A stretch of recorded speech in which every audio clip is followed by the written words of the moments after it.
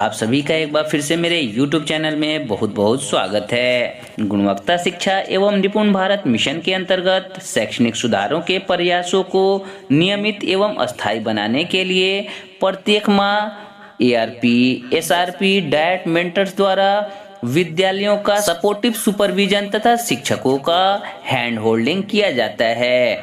उक्त के दृष्टिगत राज्य स्तर से निरंतर क्षमता संवर्धन प्रशिक्षण कार्यक्रम संचालित किए जा रहे हैं। तत्क्रम में 31 अक्टूबर 2022 से सपोर्टिव सुपरविजन पर आधारित दीक्षा ऐप के माध्यम से ऑनलाइन कोर्स प्रारंभ किया जा रहा है, जो कि कोर्स 34, 35 और 36 है। उक्त कोर्स को सभी SRP, SRG, डाइट मेंटर्स द्वारा पूर्ण करना अनिवार्य है। कोर्स का लिंक व्हाट्सएप के माध्यम से समय समय से प्रेषित किया जाता है। आज के हम इस वीडियो में भाषा की दक्षता बोलना में आए सभी 10 प्रश्नों का सटीक आंसर देने का प्रयास करेंगे। आपसे रिक्वेस्ट है कि अगर आपने मेरे चैनल को अभी तक सब्सक्राइब नहीं किया है तो सब्सक्राइब जरूर करें। साथ ही बेल आइकन को दबाना बिल्कुल ना भूलें, ताकि निपुण भारत मिशन के अंतर्गत जो भी कोर्स है उसका सटीक आंसर आपको इस चैनल के माध्यम से मिल सके और आपका कोर्स समय कंप्लीट हो सके। आप इस तीनों कोर्सेज में 31 अक्टूबर से नामांकन ले सकते हैं। कोर्स में ज्वाइन होने की अंतिम तिथि 6 नवंबर है, इसलिए आप यथाशीघ्र इस कोर्सेज में नामांकन लेकर अपने कोर्सेज को पूरा कर लें। तो चलिए सभी 10 प्रश्नों का सटीक आंसर देने का प्रयास करते हैं।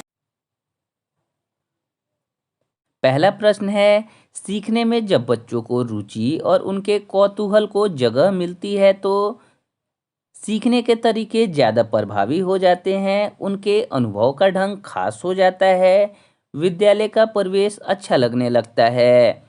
ये तीनों आंसर बिल्कुल सही हैं, इसलिए उपयुक्त सभी इसका सटीक आंसर होगा। दूसरा प्रश्न है, शिक्षक द्वारा बच्चों से यह प्रश्न पूछना कि यदि आप लोग जिलाधिकारी होते तो क्या करते? किस प्रकार का प्रश्न है? तो इसका जो सटीक आंसर है वो है कल्पना आधारित। ऑप्शन ए पर आप क्लिक करेंगे और नेक्स्ट प्रश्न की तरफ बढ़ेंगे। तीसरा प्रश्न है, तर्क आधारित सवालों में क्यों शब्द का प्रयोग किया जाता है? इन सवालों के जवाब में हमारे मन में भाषा किस? तो इसका जो सटीक आंसर है वो है ऑप्शन ए तार्किक। आप इस पर क्लिक करेंगे और नेक्स्ट की तरफ बढ़ेंगे। अगला प्रश्न है, सूची सवाल के उत्तर कितने शब्दों के होते हैं? तो इसका जो सटीक आंसर है वो है ऑप्शन 2, 1 या 2 शब्दों के। एरो पे क्लिक करेंगे, नेक्स्ट प्रश्न की तरफ बढ़ेंगे। सोचने के लिए बातचीत, अवलोकन या अनुभव को साझा करना, सुनी गई बातों को अपने शब्दों में व्यक्त करना, नए शब्दों का प्रयोग करना, सुनी गई बातों पर अनुक्रिया देना मुख्य रूप से किसका माध्यम है? तो इसका जो सही और सटीक आंसर होगा वो है ऑप्शन ए, मौखिक अभिव्यक्ति का।